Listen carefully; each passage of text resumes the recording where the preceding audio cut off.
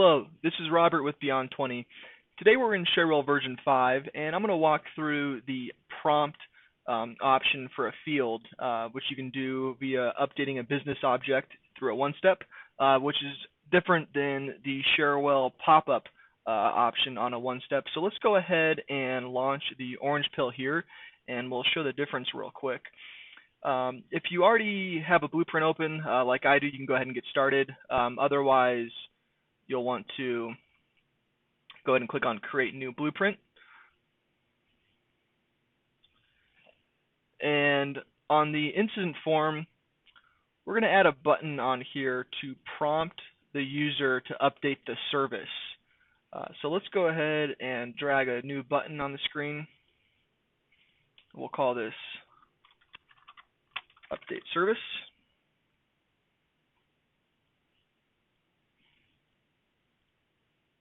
And so when someone clicks on the button, it's going to prompt the user to select the service. So to associate this with a one-step, we're going to go ahead and right-click on the button and go to Control Properties. And then on the left-hand side here, we want to click on One-Steps. And we're going to add this to the Blueprint folder so nobody else can access the one-step we're creating without being inside a Blueprint. We're going to go ahead, right-click, and go to New. We'll call this Prompt for Service. And then click on the Add button here. And so there's a pop-up option. We're essentially going to be entering a prompt, which is going to pop up a question for us. This is different than the pop-up, which is just essentially used to display a message. So since we want the prompt, not the pop-up, let's go ahead and click on Update a Business Object. Now, in order for the prompt to display, we have to select where we want the value to be stored or updated once the user enters a value in for the prompt. So in this case, we're updating the service. So let's scroll down and go to Service here. And so to access the prompt option, it's not going to be under Set Value. We're going to have to go down to the Template option for it and click inside the box here. And now the arrow appears. We can go ahead and select the arrow and then scroll down. Look for prompts. Here we go. Click on prompt and let's do a new prompt here. So now when the user clicks the button, it's going to prompt them to enter the service. So let's name this Prompt for Service. Please enter the new service. And there's a few different options for the prompt type. In this case, we just want someone to type in the service or select it from a list, whichever we decide to implement a few boxes down below from here.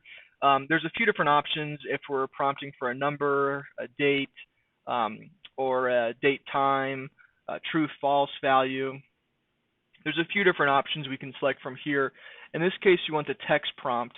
And since we're not going to be requiring multiple lines, it's essentially just going to be one or two words maybe. We're not going to check the multi-line box. The default value is going to be the value that initially prompts on the screen. So if that default value is going to be something that's oftenly entered in the system, you might want to specify that here. Otherwise, leave it blank. If you do specify the default value, the user is going to have to select the value and then remove it in order to enter something in. So we'll go ahead and leave that empty for now. Now, the important piece here is the value list.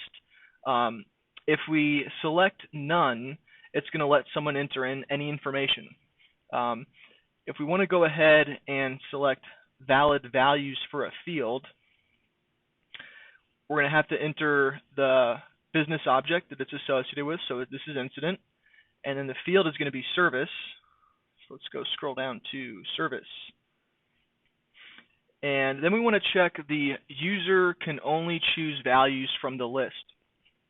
This means it's going to validate the options based off of the business object.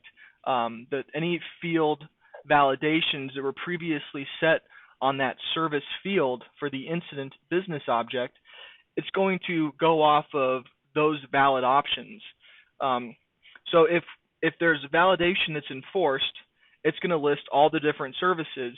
In this case, under the hood, out of box, Cherwell has the service field validated against active services only. So if I go ahead and say valid values for a field, I'll only be able to see the active services. Now, alternatively, if I selected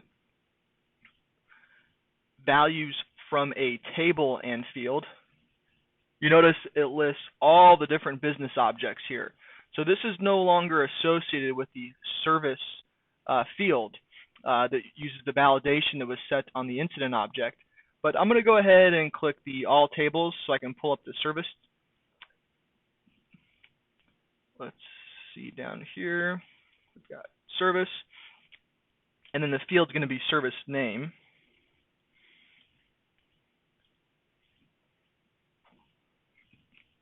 And in this case, we're going to want to go ahead and just keep this box checked that users can only choose those values.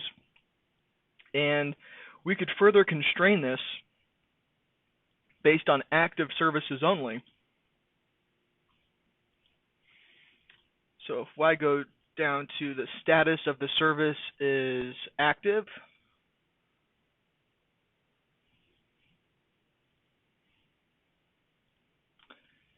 now this is going to essentially mimic what has already been set up under the hood for the service field.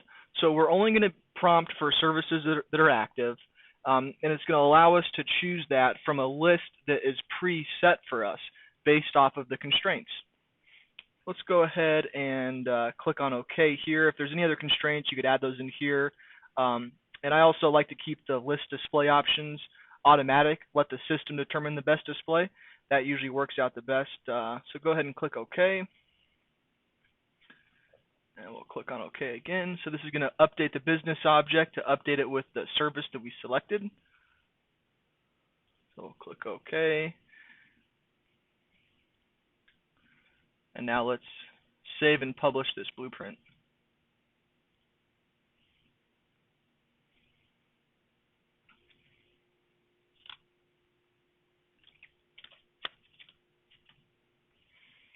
Now that's been published, we'll go ahead and head over to the blue pill here.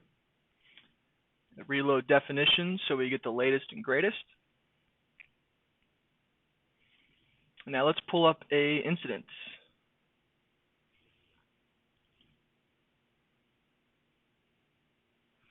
So you'll see the service here is called Desktop Management. So let me go ahead and click the Update Service button. I'm just going to say, please enter the new service. And we can see all the different services available here. If we update, it looks like the status field already exists. Yeah, if we select a service here, you'll see it's only showing the active services. So if I drag this over, it's a little bit easier to see. So since we specified active services only, it's going to only prompt for the active ones. So it's only going to show those active ones in the list here. Go ahead and say account management. And you'll notice that there's other implications to updating the service in this ticket. It's now going to require for us to enter a new category and a new subcategory. So in this particular case, we just wanted to walk through how to enable a prompt and what we would use those for. So keep in mind what you're doing with that update business object. You may not want to update the service without specifying a category, and then the next step would be specifying a subcategory. So instead of update service, maybe we would say update classification. And then the first prompt is going to ask us for the service. The second prompt is going to prompt for the category. And then the third prompt will be the subcategory. And it's all going to be validated against the one item above. So that's a quick overview of how to use the prompt feature here in Cherwell. This is Robert with Beyond 20. Thanks for watching, and be sure to subscribe to our YouTube videos for other Cherwell tips and tricks.